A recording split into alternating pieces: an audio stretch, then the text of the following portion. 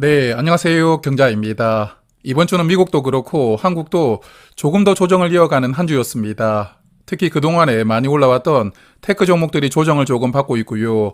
인공지능이 과연 돈이 되는 것이냐, 이러한 의구심이 여전히 시장에 부담을 주고 있습니다. 그리고 이번 주 미국이 셧다운은 종료가 되었지만 금리를 빠르게 내리지 못하는 전망도 시장에 큰 부담으로 작용하더라고요. 자, 그러면 오늘은 이 내용부터 살펴보면서 시작하도록 하겠습니다. 이번 달 미국은 금리 결정이 없고 다음 달 12월에 올해 마지막으로 금리를 결정하거든요. 지난주까지만 하더라도 12월에 금리 인하 전망이 많았지만 이번 주는 동결 전망이 더 늘어났더라고요. 금리 선물로 보면 약 60%가 동결을 전망하고 있습니다. 그래서 사실 지금까지 시장이 12월에도 금리를 내린다고 예상을 하고 있었고 그게 주가에 선 반영되고 있었거든요. 그렇지만 금리를 빠르게 내리지 못한다는 전망이 이번 주에 많아졌고 미국 나스닥 종목들 중심으로 부담을 조금 많이 주었던 그런 한 주였습니다. 그래서 미국 주간 단위로 체크를 해보면 다우존스는 0.1% 상승했지만 S&P 500은 1% 하락했고요. 나스닥은 2%가 넘게 하락했습니다. 그래서 나스닥 시장은 저번 주도 내렸고 이번 주도 2% 넘게 하락했으니까요. 조정을 조금 받고 있는 그러한 흐름을 보여주고 있습니다. 그래서 저번 주에도 한번 말씀을 드렸지만 나스닥 시장이 조정을 더 하느냐 아니면 이제 마무리하느냐는 엔비디아에게 달렸다고 생각하거든요. 다음 주 수요일에 실적을 발표할 텐데 한국 시간으로는 목요일 아침이 될 것 같습니다. 그리고 3분기 실적도 당연히 좋겠지만 향후 가이던스를 어떻게 예상하느냐에 따라서 미국 테크 종목들의 흐름이 좌우될 것이라고 생각하고요. 물론 한국의 쌍두마차인 삼성전자와 하이닉스에게도 영향을 크게 줄 테니까 다음 주 한국 코스피는 목요일을 기점으로 조금 변화가 크게 일어나지 않을까 예상합니다. 자, 그리고 이번 주에 한국 증시를 보면 저번 주 금요일에는 4천을 깨고 마감을 했었지만 그래도 이번 주는 4천은 회복하고 마감하더라고요. 다만 금요일에 3% 넘게 하락하면서 크게 조정을 받았고 월요일부터 목요일까지 올려놓았던 상승분을 거의 다 반납을 해버렸거든요. 그래서 한국도 최근 2주 동안은 조정을 받고 있고 그리고 삼성전자나 하이닉스가 주춤하다 보니까 바이오나 배당주 쪽으로 순환매가 나오는 흐름도 있기는 하더라고요. 여하튼 앞서도 말씀을 드렸지만 다음 주 엔비디아 실적이 한국 증시에 크게 영향을 줄 것이라고 저는 생각을 하고 있습니다. 그리고 이번 주에 매매 동향을 보면 외국인이 이번 주도 많이 팔았는데 약 1조 8천억 원을 매도하였더라고요. 그래서 이 물량을 개인과 기관이 나누어서 받아갔고 외국인이 2주 연속으로 대량으로 덜어내고 있지만 그래도 저번 주보다는 매도세가 조금 적어졌습니다. 그래서 그나마 이런 부분을 조금 긍정적이라고 생각을 하고 다음 주도 잘 관찰을 해보고요. 대응을 해볼 생각입니다. 자, 그러면 이제 저의 이번 주 투자를 조금 돌아보겠습니다. 먼저 미래에셋 계좌에서는 디엔오토모티브를 200주 정리하였고요. 24,000원과 24,500원에 100주씩 정리하면서 서서히 물량을 줄여나가고 있습니다. 그리고 VT가 금요일에 장 끝나고 실적을 발표했는데 3분기 실적이 크게 부진하더라고요. 애프터마켓에서 주가가 급락을 했고 그때 100주씩 두 번 더 매수를 하면서 물을 타보았습니다. 그래서 이번 주에 매수를 했던 VT에 대해서 조금 더 말씀을 드리고 넘어가겠습니다. 자, VT는 3분기에 이익이 크게 감소했는데 매출액은 1,100억 원으로 전년 3분기보다 6% 개선하긴 했거든요. 그렇지만 영업이익이 61%가 줄어들었고 순이익은 74% 감소하면서 이익이 반토막 수준 이상으로 감소가 나왔습니다. 그래서 분기보고서를 보니까 판관비를 많이 사용을 했던데 특히 광고비를 많이 늘렸더라고요. 미국 시장에 진출하면서 마케팅 비용을 많이 사용한 것 같고 그러다 보니까 이익이 크게 줄어들었던 그런 3분기 실적이었다고 생각합니다. 그래서 사실 제가 이 종목 주가가 많이 내려왔기 때문에 투자를 시작했지만 조금 빨리 들어갔다는 생각이 많이 들더라고요. 지금 들어가도 충분했을 텐데 조금 섣부르게 들어갔다고 생각합니다. 그리고 현재 올해 여름 고점 대비 주가가 50% 빠지고 있는데 결국 3분기 실적이 계속 주가에 선 반영되고 있다고 생각을 하거든요. 그래서 금요일 애프터마켓에서 주가가 급락할 때 200주는 더 담아 보았는데 여하튼 이제 실적이라는 악재가 노출이 되었으니까요. 다음 주는 바닥을 조금 확인해주는 그러한 흐름이 나왔으면 좋겠습니다. 그리고 올해 누계 실적도 조금 정리를 해보았는데요. 매출액은 전년보다 1% 개선하고 있지만 영업이익이 14%가 빠졌고 순이익도 21% 빠지고 있더라고요. 그래서 영업이익률이 4%가 내려왔지만 그래도 여전히 20% 넘는 영업이익률을 보여주고 있고요. 그리고 3분기에 마케팅 비용을 많이 사용했으니까 4분기 실적은 또 긍정적으로 나올 수도 있다고 생각합니다. 그래서 VT는 진입한 타이밍이 조금 뼈아프게 생각은 되지만 그래도 계속 투자는 이어나갈 생각입니다. 자, 그래서 장고를 보니까 현대차 우선주는 이번 주에 20만 원은 회복하더라고요. 그렇지만 23만 원부터 다시 매도를 시작할 계획이기 때문에 그냥 당분간은 지켜볼 생각이고요.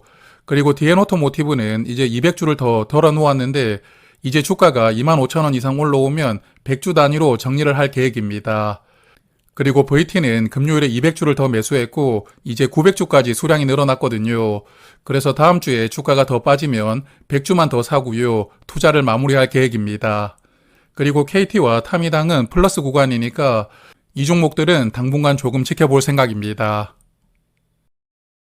자, 그리고 이번 주에 한국 배당주들이 전반적으로 주가가 조금 올라왔는데요. 그러다 보니까 키움 고배당도 주가가 16,000원 넘어갔다가 금요일에 살짝 빠지기는 했는데 여하튼 지난번에 물을 탔던 100주 중에 50주는 덜어놓았고요. 덜어낸 돈으로는 타이거 나스닥 커버드 콜을 100주 더 담아보았습니다. 그래서 키움 고배당 주가를 보면 올해 여름까지 주가를 크게 올렸다가 하반기에는 거의 횡보를 하고 있었거든요. 그러다가 이번 주에 다시 상단을 약간 더 올리는 상승이 나오기는 했는데 그래서 혹시 주가가 16,500원까지 올라온다면 50주를 더 매도하고요. 900주는 남겨두고 그냥 분배금만 받으면서 계속 투자를 이어나갈 생각입니다. 자, 그래서 장고를 보면 저번 주와 이번 주 타이거 나스닥 커버드 콜을 100주씩 200주를 더 불타기를 했다 보니까 이제 평단가가 10,000원 이상으로 올라왔더라고요. 그리고 이제 수익률도 약 7%까지 줄어들었는데 이제 웬만하면 불타기는 하지 않을 생각입니다. 그리고 분배금을 많이 주는 상품이다 보니까 혹시 평단가 아래로 주가가 내려오면 그때는 200주를 더 매수하고 900주까지는 수량을 늘려둘 계획입니다. 그리고 여기서 보유하고 있는 현대차 우선주도 23만원부터 다시 매도를 시작할 생각이고요. 나머지 종목들도 지금 당장 추가 매수를 하거나 매도할 계획은 없거든요. 그래서 ISA 계좌는 당분간 이 포트폴리오를 유지하면서 조금 지켜볼 생각입니다. 자, 그리고 이번에는 월배당 ETF만 모아가는 월배당 계좌이고요. 이번 주는 월 중순을 기준으로 분배하는 종목들의 분배락이 나왔었거든요. 그래서 코덱스 미국 배당 커버드 콜도 분배락이 나왔던 목요일에 100만 원을 더 매수를 하였고요. 수량을 조금 더 늘려두었습니다.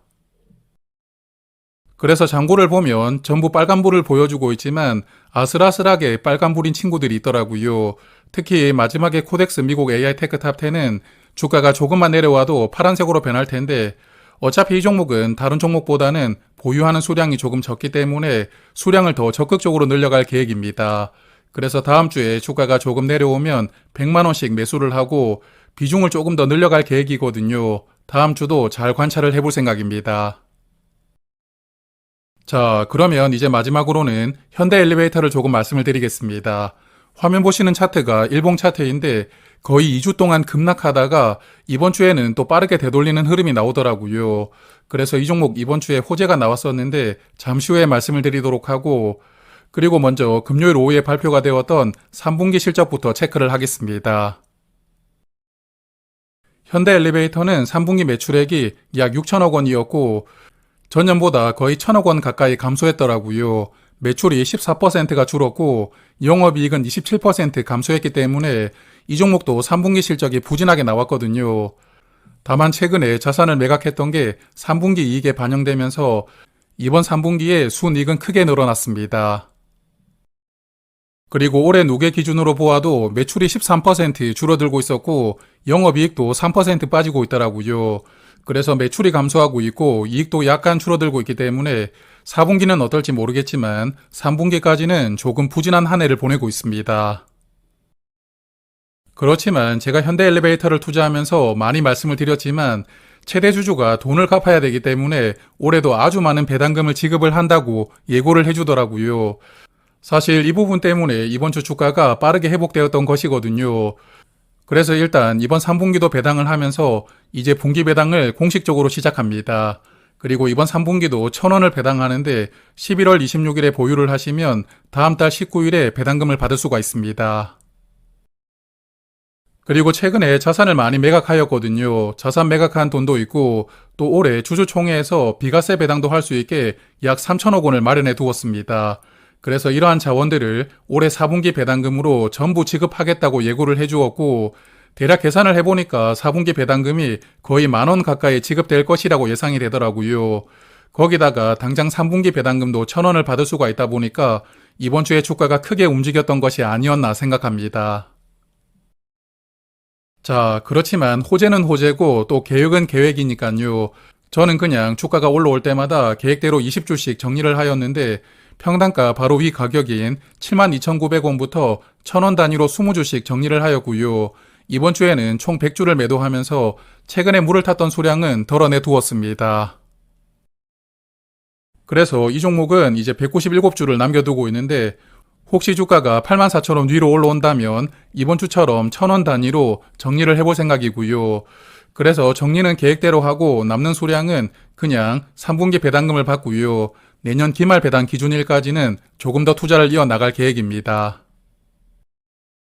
자, 그러면 오늘은 여기에서 인사를 드리도록 하고요. 일교차가 점점 심해지고 있는데 다음 주도 감기 조심하시고 건강하게 한 주 보내시길 바라겠습니다. 고맙습니다.